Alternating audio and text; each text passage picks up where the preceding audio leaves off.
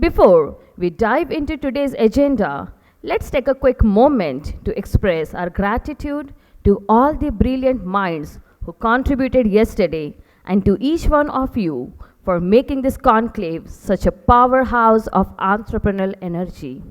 To set the tone for today, let's remind ourselves why we are here: to connect, to collaborate, and to create a future where innovation knows no boundary. So let's not keep you waiting anymore. Let's dive right into our first session for the day. The session is on breaking barriers, stories of women transforming Maharashtra's business landscape. To join us for the session, we have with us Dr. Uma Ganesh, co-founder 5F World NES and chairperson Global Talent Track; Ujjwala Havre, chairperson and MD Havre Legacy; Supriya Badve, executive director of Bellrise Industries Limited; and the moderator for the session, Medha Tadpatrikar, chief plastic warrior, TEDx speaker, writer, and entrepreneur. Please join me in giving a huge round of applause as I invite on dais the panelists for the day who will be sharing their insights with us on this platform. Can we have you all on the dais? Hi, good morning all. And I think it is so nice that the first session of the second day is starting with women. And these are the women who are breaking the barriers. So me, Dr. Medha Tadpatrikar, is like to welcome you all as well as my panel. I'm just going to introduce you to each and every panel in a short one. And then, you can see, I think everybody's got this book, so you can read about all of us. In this. First, I think I'll tell something about Supriya Badve. She's the executive director of Bellrise Industries, which used to be known as Badve Engineering. It's a leading manufacturer of automotive components, having 30 plus manufacturing plants in 7 states across pan-India. Her dynamic leadership extends beyond industry, touching entrepreneurship, innovation, and community engagement. She is also a founder and CEO of Zara Flowers and Sports Indie. She is a chairperson of the Women Entrepreneurs, Startups and Innovation Committee at Deccan Chamber of Commerce. And she is the leader in the various industries, and they have won many awards as an industry, Bellrise Industries, from Japan Institute of Plant Management in 2017, as well 2019. She has been awarded and recognized as the Pride of Maharashtra Award 2021, Gallant Warrior 23, Influential of Leader of India 23, and it goes on and on. So please give her a round of applause. Our second panelist is Ujjwala Havre. She is the chairperson and managing director of Havre Legacies. I love the word, what it says. She's a trailblazer in a high-quality housing entity because, it's supposed to be the male dominant, and it is so nice to see, one of the top leader women in the real estate is here today. With 3 decades of experience with Havre Legacy, she has been the trailblazer. Affordable housing is their forte. Her unnerving commitment to customer satisfaction and values sets her apart in industry. Under her leadership, her team has mastered the art of blending architect, innovation with practical construction management, making home ownership not just a dream, but a sustainable reality for many. At Havre Engineering and Builders, her expertise shines. She was born and raised in Amravati, and her passion for architectural ignited at early age. And she graduated as an architect from Amravati University. She is one of the committee members of Builders Association of Navi Mumbai and member of MCHI Mumbai. And she's the pivotal role in shaping the industry standards. So please give her a round of applause, Ujjwala Havre. Then we have Dr. Uma Ganesh. Now, this is again goes on, and she's the co-founder of 5F World, NES, chairperson of Global Talent Track. She holds an MBA from prestigious Faculty of Management Studies in New Delhi, as well as a PhD from IIT Mumbai. Her remarkable career spans various sectors, including manufacturing, media, banking, education, and information technologies. And she is the CEO of Global Talent Track, which is transforming vocational education. Under her leadership, GTT has attracted significant investment from industry giants like Intel, Cisco, and other ventures. They have positively impacted 1.2 million young lives. Recently, GTT data has been listed on Bombay Stock Exchange, so go and buy the stocks. She's also co-founded initiatives such as 5F World, Skills Alpha, while establishing the GTT Foundation to champion the empowerment of marginalized youth and women through green job initiatives. She has also penned 2 books, namely Knowledge Force and Accelerating Digital Success, and edited a book called Nari Shakti. So give her a round of applause. And today I'm host Dr. Medha Tadpatrikar. I work in waste management, and I also run an NGO. I was recognized as one of the top 30 women transforming India in 2019 by Niti Aayog. So welcome all. This is going to be a very informal discussion. So let's just start the discussion. Uma, I'll come to you first asking, so what motivated you to start the venture? Okay. Can you hear me?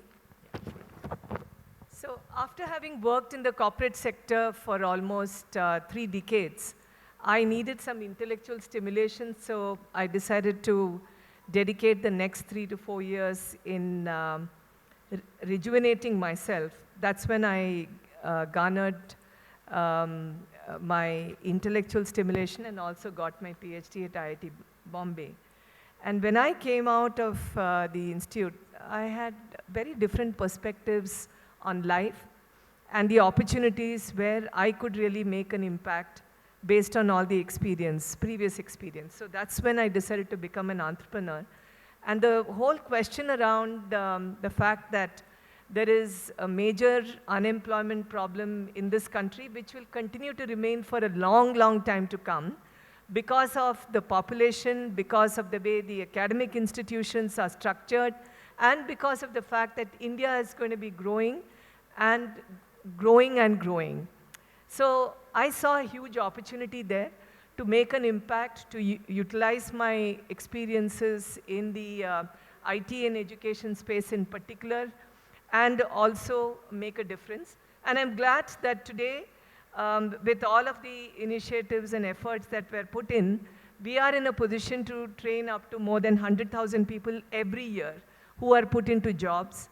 And as a result of this, we have made a difference to almost 500,000 people over the last few years.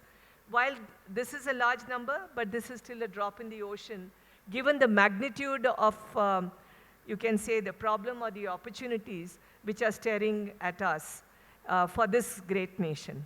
That is the background. Okay, thanks. Supriya, you hold you have a background in physics, and suddenly then, now you are working in manufacturing. So, how come you decided to join the, family business of, which is like, nothing to do with your education? What prompted you that?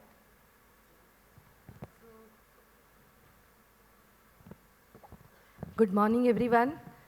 First of all, thank you.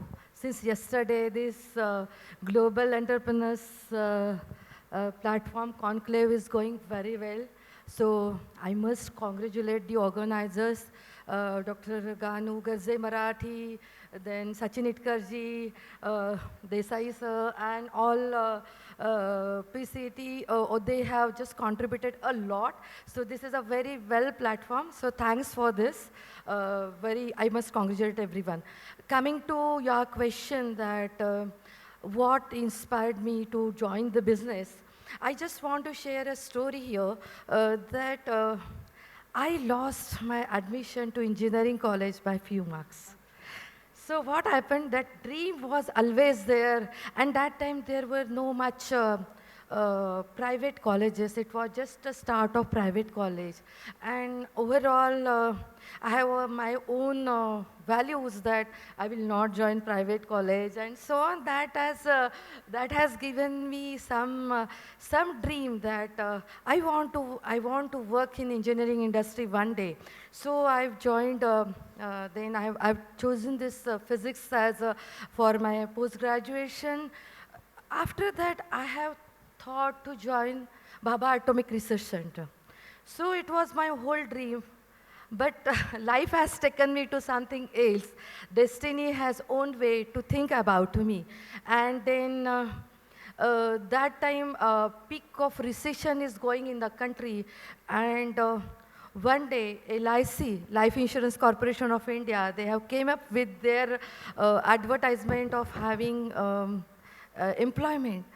And being we are living in very small town, the opportunities and the thought process of the family, though my parents were very modern at that time, they have given lot of opportunities and they have treated equally to sons and daughters in the family, but still there was something, right, what will happen after marriage if you will not get financial independence. So it was very clear at the family level that daughters must have their financial independence. And so then that has taken me to join LIC.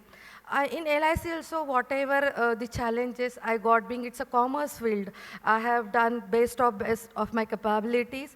I got then what I am telling about my destiny, I got married to Mr. Shrikant Badve. The story of this Bellrise industry, it is very humble beginning. He started Shriyas Enterprises, a proprietary unit with 150 square feet area and 3 workers. So when I got married to him, it was very humble beginning, only a small proprietary unit, and that how we started. After marriage, we had some understanding between us that I will not either I will not leave my job, otherwise I will do something, because I came from a family, my mother was a lecturer, my both sister-in-laws, they are working, one is GEC, other is dentist, my sister, she is physiotherapist, so everyone is working in the family. So it was a very good thing. So then I joined the business, and it was a humble beginning, and that's why we started. So earlier, our dependency was on only one customer, that is Bajaj Auto. But then we have taken something, those challenges, and now we are serving to almost 65 customers in the country. Thank you so much. Ujjwala, you know, she's talking about humble beginning. I think your story is almost similar to that. You had to take over the business. You were working in a business, but you had to take over the business in a very difficult time. So, you know, it takes a different kind of a mindset. So what was your thought process behind that?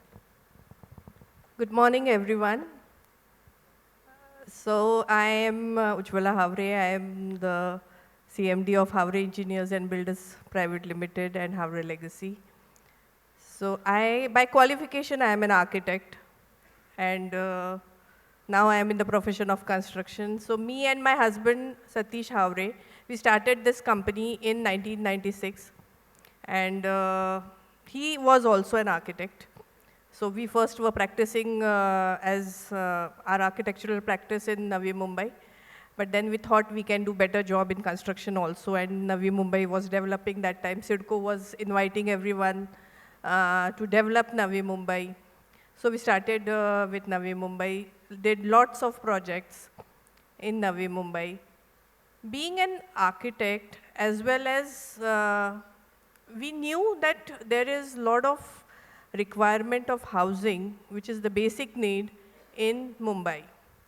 And we just decided amongst ourselves that we should cater to the needs of middle class and lower middle class also, because that time it was very difficult for common people to buy a house in Mumbai. So this is the way we entered this business. The USP of our company was giving quality houses in a specific time. Whatever time we had promised to our customers, we delivered in that particular time. And I think that actually worked very well for us, and the company grew. So it was in 2000, we started the company in 1996, and in 2005, unfortunately, my husband met with an accident, and he left us. He was the face of the company. And you know how, if such calamity happens, it is very difficult. We were at the pinnacle of success that time, doing 10 to 12 projects, sites of mine were going on. I was also in a very difficult situation because I had delivered the baby just 7 days before. So I had just come from the hospital, and it was a very difficult situation. But let me tell you, me and my husband have seen this dream of providing houses to people of Mumbai, Thane, Navi Mumbai, and all these areas together. So we knew each other very well. We knew what we wanted our company to do very well. So it took 2-3 days for me to tackle myself, my emotions. But then I thought I need to do something. Because yes, I was a very good friend to my husband. We were best friends, best colleagues. And then I saw the emotions or the thought process in what is going on in my staff, what is going on in the customers who had invested huge sums with my company to buy their dream homes. So I saw that, and I started going to the office, and I just told myself, I have to take over, though it was a very big loss for me because my husband was everything for me. But I had to take over because, of course, his dream, our dream to fulfill people's dream of having their own house had to be catered. There was the responsibility of all these customers. There was responsibility of my staff. You know, construction. Construction is a very big industry. It is not a small thing. You have staff, you have contractors, you have suppliers, you have laborers. So many people, so much responsibility. So I just thought I am a responsible person, and I should take over, and that's what I took.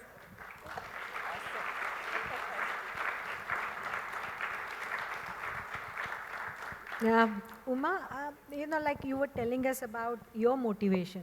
So tell us about now, you know, when we go towards the customers, how the customers are benefiting from your ventures. Okay, so when we talk about customers, for us, there are different categories, I wouldn't say category, different types of customers. First and foremost, our customer is the individual who wants support from us. That individual may or may not be paying any, making any payment to us many times, but it is that individual who's really, you can say, the core of the offerings that we provide. And then the employer who is actually looking for such individuals, they are our customers. And then the academic institutions that we partner with, and many of whom are present here, they are also our customers. And finally, and most importantly, the community that we serve, whether it is Pune, Mumbai, we are present in almost every state in the country. And we also owe responsibility to function in a very responsible and ethical manner with all the communities that we serve. Therefore, when we look at customers, these are all our customers, and therefore we need to map their expectations, can you hear me? Just hold it there. Yeah, sure. Map their expectations and be very aware about the changing trends, because, you know, until maybe 5-6 years ago, the way we would identify the individuals, academic institutions, how we would work with various corporates, there was not so much of digital component in that. But we were one of the early believers in investing in digital and AI-led learning platforms called Skills Alpha. And we knew that with the changing trends, everybody will be wanting to be serviced in a very customized and personalized manner. And therefore, without technology, without taking the help of AI and now the generative AI tools, we would not be able to remain relevant for all of them. So it's the combination of understanding the profiles of whom we are serving, whether it is a community or whether it is the individual or even their immediate family, all of whom are our customers, and being able to use technology and well laid out processes in a sustainable manner and ensuring that we create a superior delight for all of them. That's been our journey so far. Thanks. Ujjwala, now you have the mic. So I'll just ask you, real estate is usually seen as a male dominant.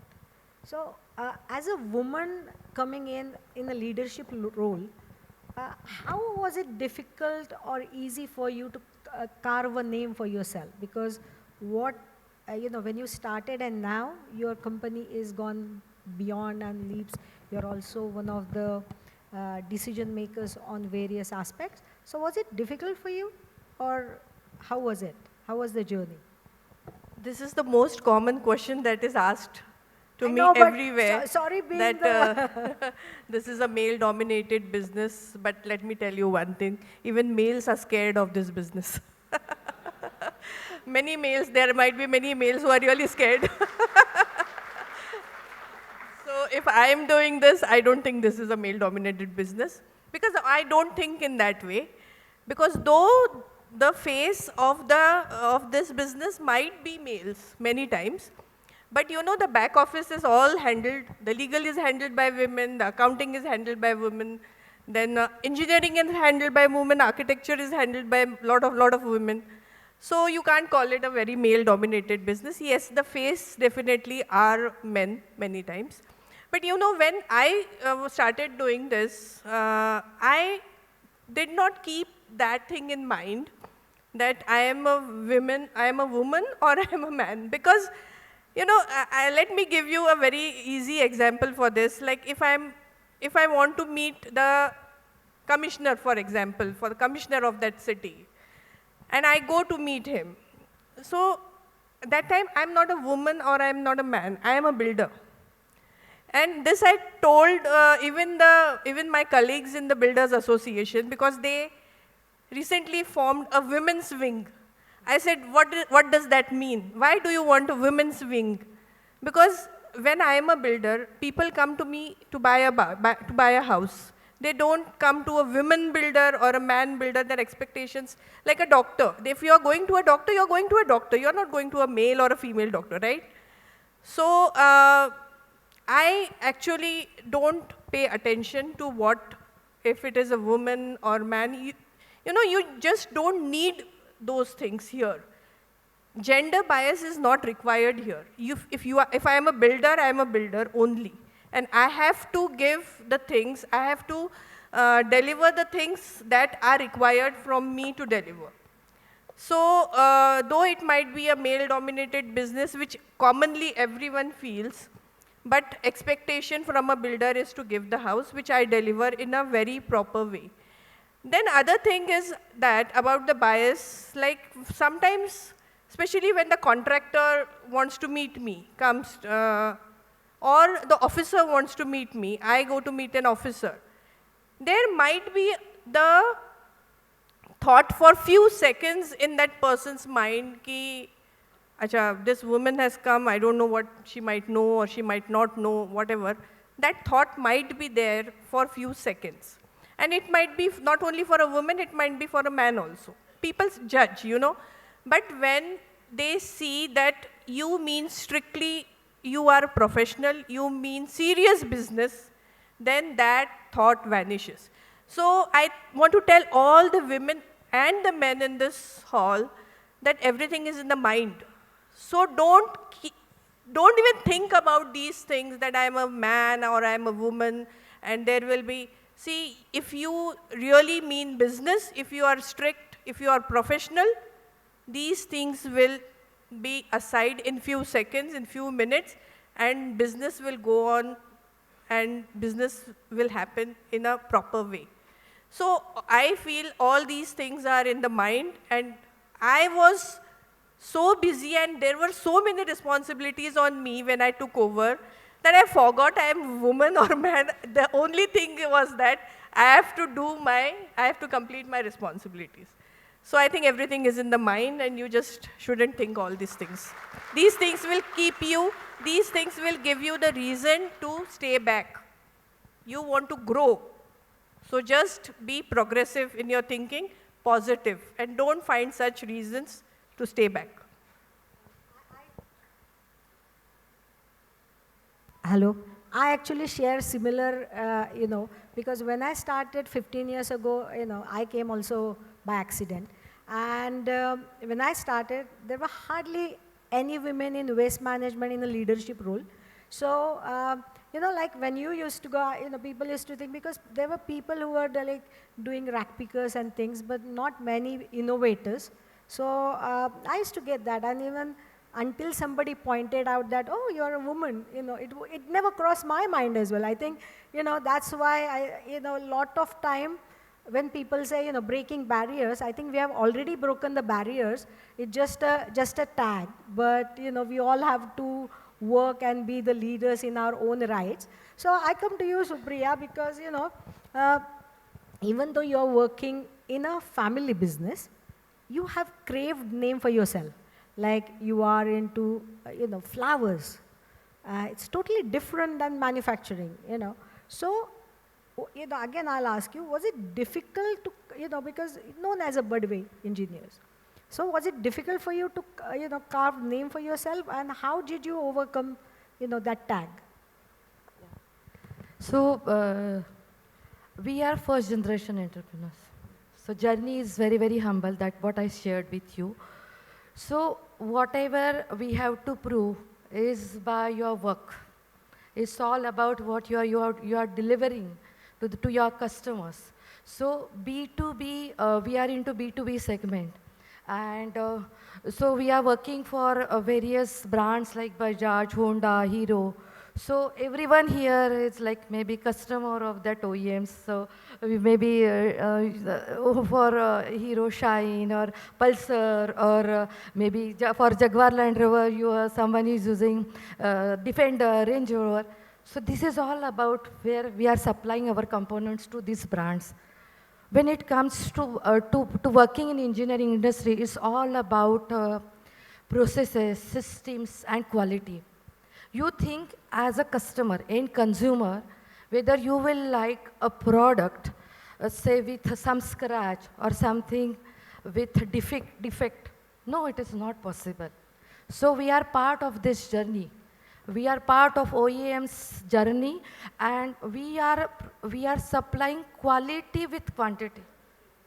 So I just want to tell you that when I joined Buildrise, erstwhile known as Budway Engineering, we have a certain process that application of decal means stickers on painted components. And I just want to tell you that it was very difficult to get that product defectless. So what I did, that I thought one day that how I can make it defect free, and it should be very, very first time right to deliver to my customer, and I appointed a batch of women on that line. You just take it from me. the work delivered by women workforce on that line was fantastic. And from that time, when diversity, inclusion, and equality was not part of town that time. Today, it's a part, it is very much promoted by, there is a lot of support by the government. We thought of diversity, inclusion, and equality long back in 1990s. So we have appointed there, and then it started. Because I found that time getting mechanical engineers in industry was very difficult. But still we tried. We got these engineers, and now they work very well. So again, it comes to your, this is all about mindset, how women can contribute to this engineering industry. Again, because it's a rare thing that in manufacturing industry we get less women. Coming to the point of having addition of Zara flowers, so what I feel that I was always fascinated by nature. I want to connect with nature, and when we have applied for this, government came with one scheme of floriculture, MIDC in Talegaon. We applied for that, and we got 4 plots. And we just forget about that. We were in Aurangabad that time, Sambhajinagar. So we just thought, I just expressed my thought to family that I want to take it forward. I want to have this dream of having floriculture. So then when we shifted, we got some reminders from MIDC that you have to start your business. Then I did one course on horticulture training center, and that's why I learned everything about this floriculture. So this floriculture is high-tech agriculture. It's not about doing the nursery. It's all about managing it rightly. It's all about what we learned in botany in our school days about photosynthesis and all science. So it's all about that I learned, and I have started that.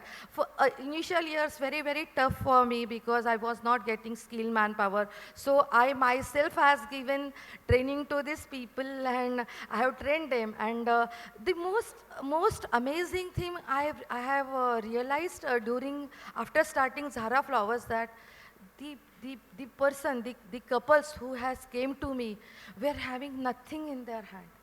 They were not having anything in their hand. So we provided them quarters and electricity and everything. That is okay. That is a part of it.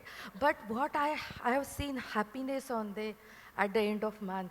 I have seen now everyone has small TV, and they are doing the good livelihood.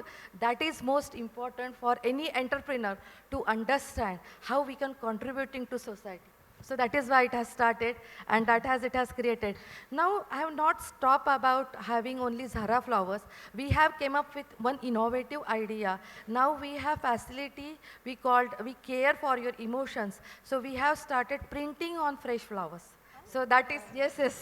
So we can give message on printing on flowers about like whatever, maybe birthday wishes, anniversary wishes, anything, Independence Day wishes.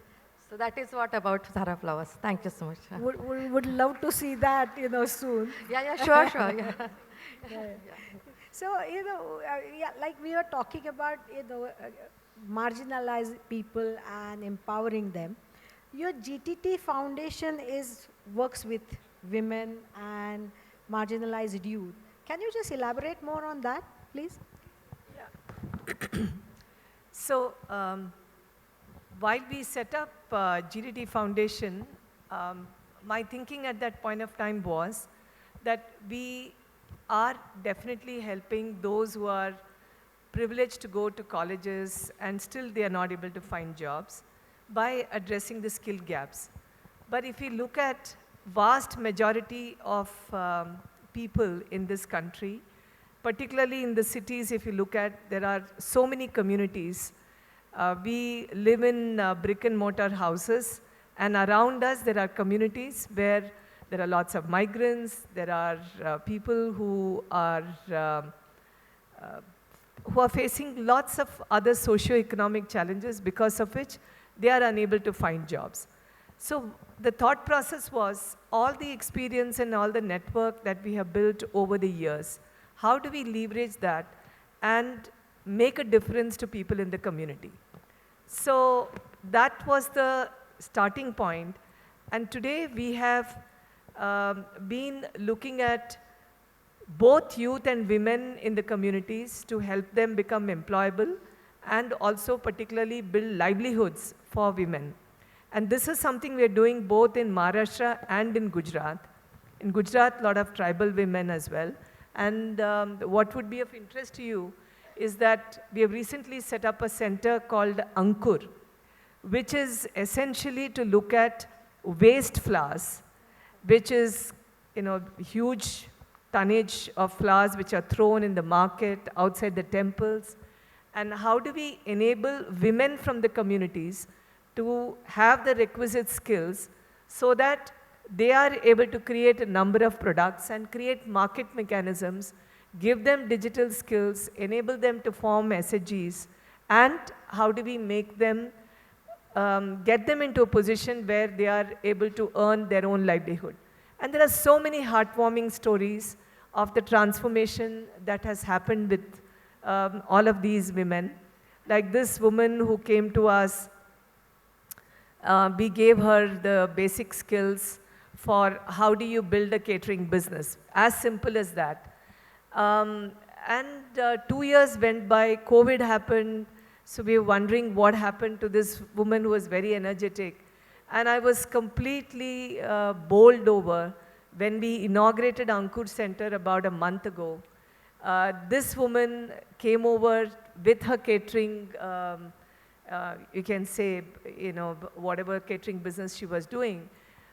She came in to support us for that particular event. And today she is earning 1 lakh as profit per month.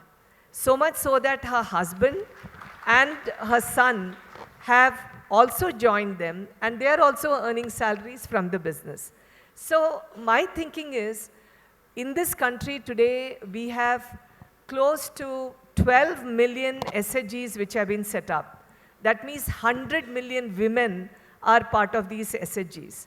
But you look at the ability to earn, they, on an average, you would be surprised to know that their earnings is something like 1,000 to 2,000 rupees per month only. So the government of India has set up an ambitious target to ensure that every woman is able to earn through this SHG at least 1 lakh rupees per year. Now, this seems like a tall order, but we have decided that through initiatives like Ankur and others, we would be able to create this kind of a digital intervention model, including enabling them to sit at home using their phones or second-hand laptops, rented laptops.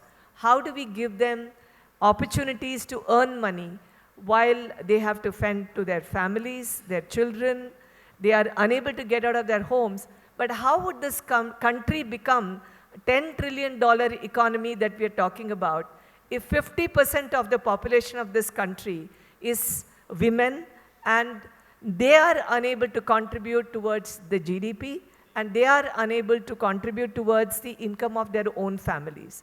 So that is a problem that I really want to focus on, and GDD Foundation is focused on bringing forward more women into livelihood opportunities and particularly enabling them to become micro-entrepreneurs or entrepreneurs in their own right. Thank you. Ujjwala, because, like you were saying, affordable houses. So these are the people mostly who, women in that house was the most, proud of owning that. And with your style of hands-on approach, because she's known to visit all the sites, talk to engineers, and you don't see that many, even the leaders do that today. So how that approach is helping your business grow and also empower people around you? So let me tell you, we are in this business now since 95, 96, so it is almost 28 years we are in this business. Till now, I have constructed more than 60,000 houses, 60,000 families I have catered to, completed more than 160 projects, in Mumbai, Navi Mumbai, Amravati, Pune also I did a couple of projects, Thane, everywhere. So being an architect, I know the nitty-gritties of design. I know what people want. I can visualize, because I'm a qualified architect, I can visualize how the house should be, and being a woman, I know how the space, how inside the house should be particularly used, the aesthetics about the project, about inside the house, outside the house, the amenities that are required, to the kids, to the old people in the house, for the women of the house, for the man of the house, everyone. So definitely when I go to the site, I do, first during the planning stage only, we are very much involved in all the designs. Later, during the implementation of those plans, I am involved. I visit the sites, I see to the quality. I don't compromise with the quality. I am very much involved in the RCC, that is structures. I am involved in the MEP, that is regarding the services, electrical, plumbing, all those things.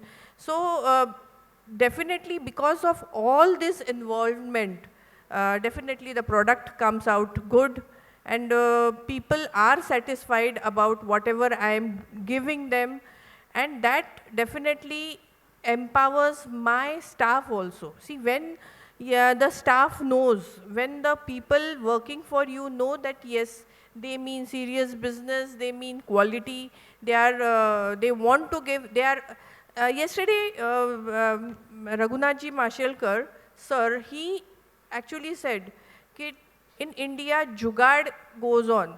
So I also believe his words that Jugaad is not, there are no shortcuts to hard work. And you have to work hard if you want to achieve something. If you want to achieve smaller goals you have, कि 4-5 साल काम करके पैसा लेके भाग जाना है, then it is okay. Then the jugaad is okay. But लंबे रेस का घोड़ा, if you want to become, you have to work hard. There is God, someone has said, there is God in details. So you have to look into these details, small details, and that actually will help you empower everyone. You know, the staff is empowered. I give them, they can say, they can suggest whatever they feel like. They want to suggest, no ma'am, this has to happen like this, and this should be done. So they have that, they can say it with ease to me, ki yes, this is for the betterment of the company, this is for the betterment of our customers, the product, and that is there. And so, when a leader, or when the boss or the head of the company, if he gives that freedom to the staff, that freedom to the supporters, the ancillary supporters, then definitely everyone is empowered. And they are confident that whatever the company is delivering, it has to be good. So this is the way we do. Okay, thanks. Supriya, what are the future plans? Because you are seems like you are coming with innovative products and things like that. Sort of, what are your future plans then? Yeah, as Budway Engineering, yes, we have more, we want to grow, of course, because we have started humbly, and we have now expanded. We have many facilities in 8 states of India. So we really want to grow. We want to create good impact on the society. We want to create more employment also, because say whenever we are growing, we are contributing to society by generating more employment. So with our presence, with upcoming future plans, of course we want to contribute to the society and of course to the GDP of the country, and to be part of the economic growth of the country, because I think entrepreneurs are very much part of this. They are like freedom fighters for the country. The GDP is whole defined by more entrepreneurship, more having more udyojaks in the country, and business is what is contributing largely at the country level. So we want to grow, and we want to have more presence in our country and globally also. As we come to the end of the panel, I would like to ask all of you, what does breaking barrier mean to you? For me, at this juncture, when I think about breaking barriers, it is about two-pronged approach. One approach is in the context of women. Today, we have only about 14% women as entrepreneurs.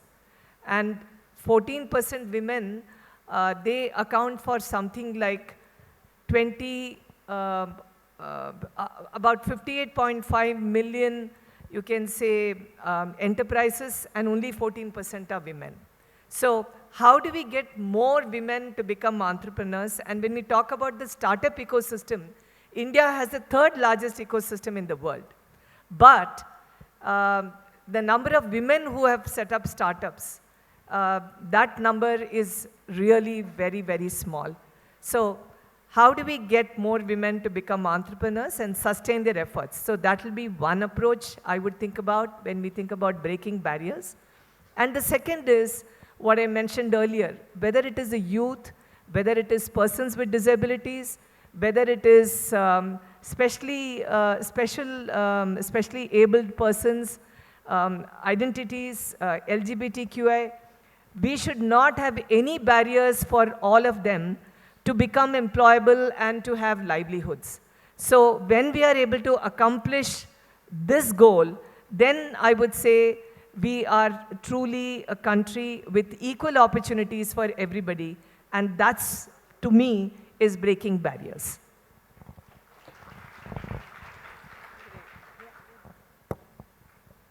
So for me, breaking barriers, actually, this barrier word is very negative in whatever I feel like.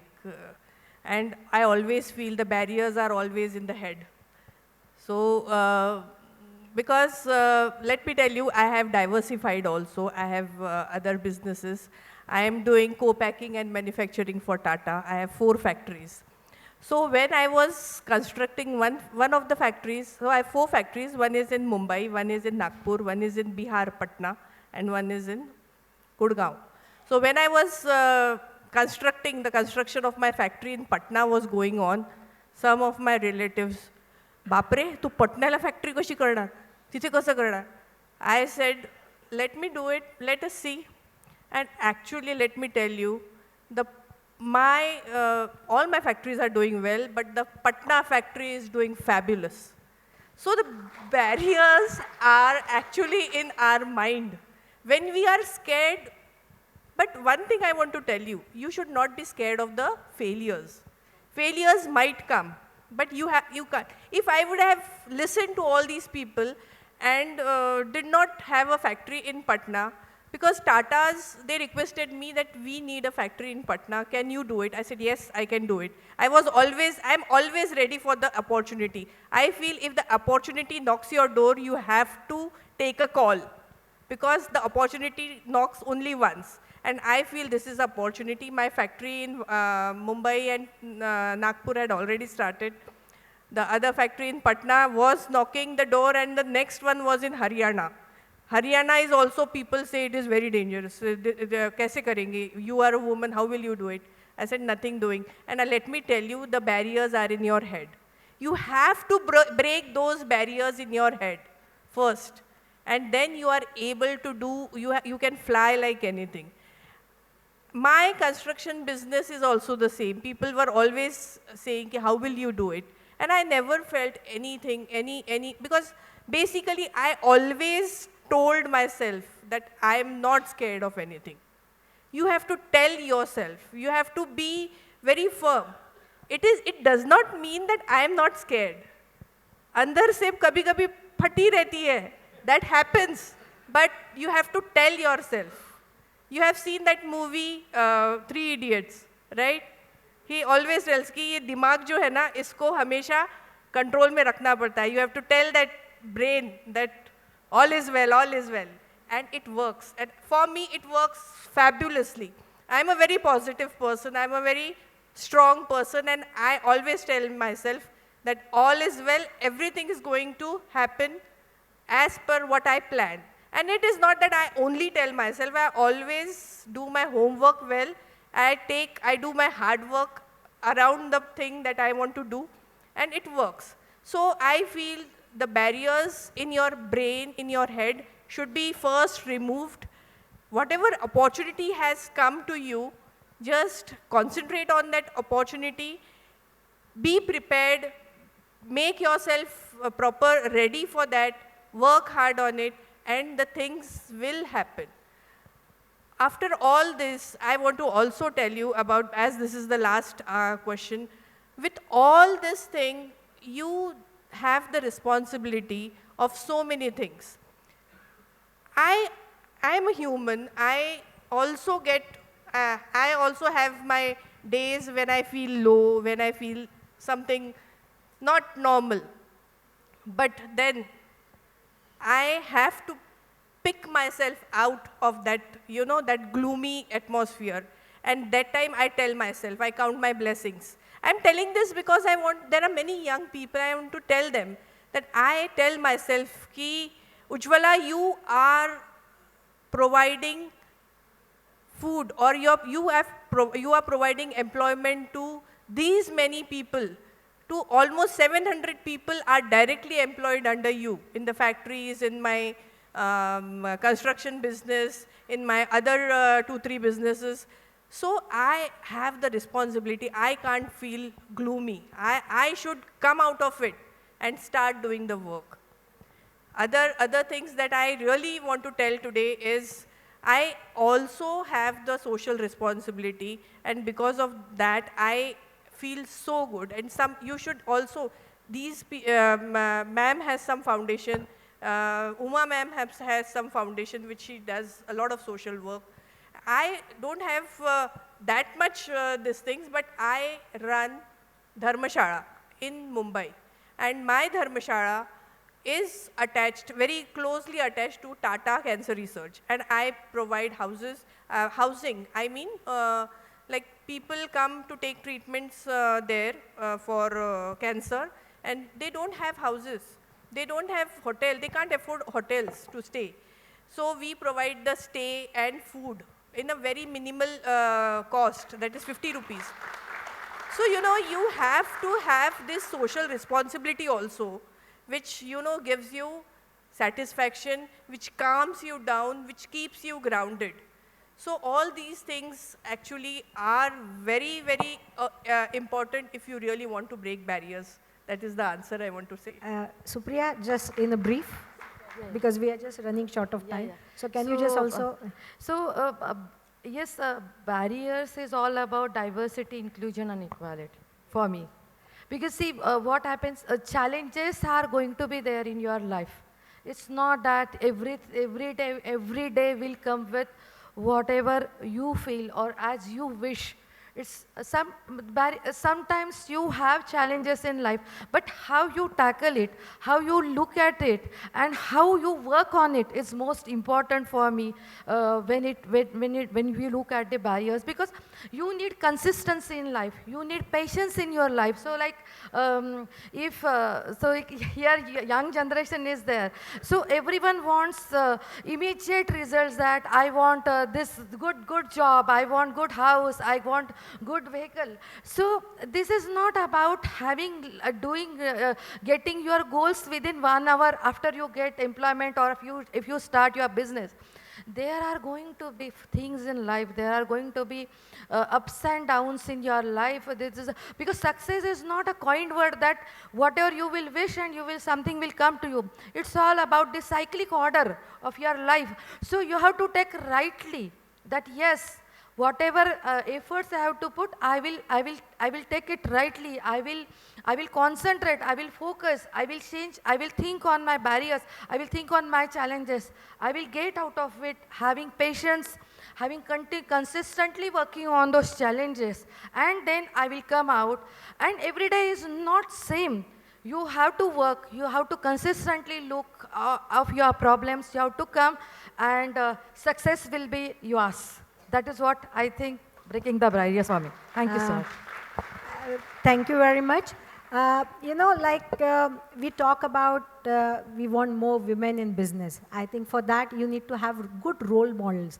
And I think today we have three brilliant role models who are like passion, dedication, and resilience. So thank you very much for coming here and joining us on a stage today. Thank you very much. Thank you. Thank you so much, ladies. Thank you for such an excellent, yeah, such an excellent session. I now invite on dais Sunita Gano, Medha Dapke, and Charushila Talele, the force behind Garze Marathi, to kindly felicitate them.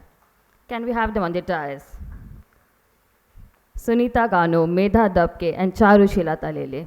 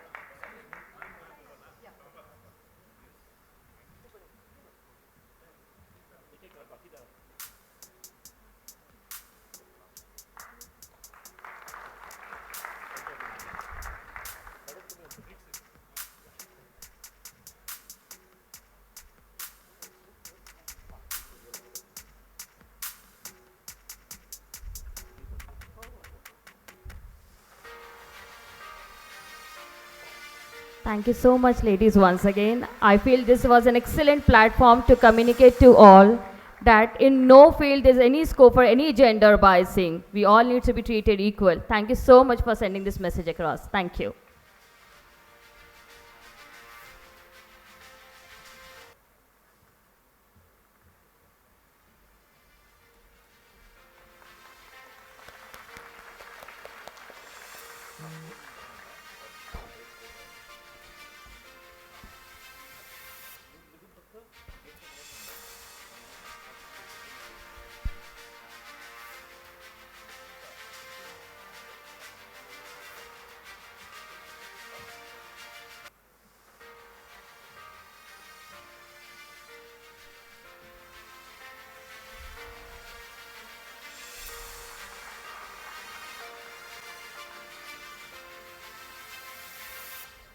Thank you once again.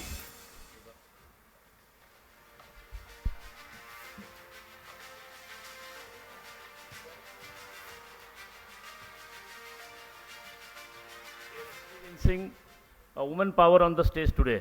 So this conclave, Ganu sir and we very thoughtfully planned this session, because if India want to achieve the target of $5 trillion economy and Maharashtra to reach to a $1 trillion economy, women active participation is equally important. Without that, we can't achieve that target. And we want more and more women entrepreneurs to come forward and really become inspiration. Today, all these three women entrepreneurs and Medha, moderator, she's also an entrepreneur. So they have displayed that power here. Thank you very much. Thank you. And give them a big round of applause. Friends, now the most awaited session is going to happen here. Please, please stand. I request all of you to give them a standing ovation. They are the real inspiration.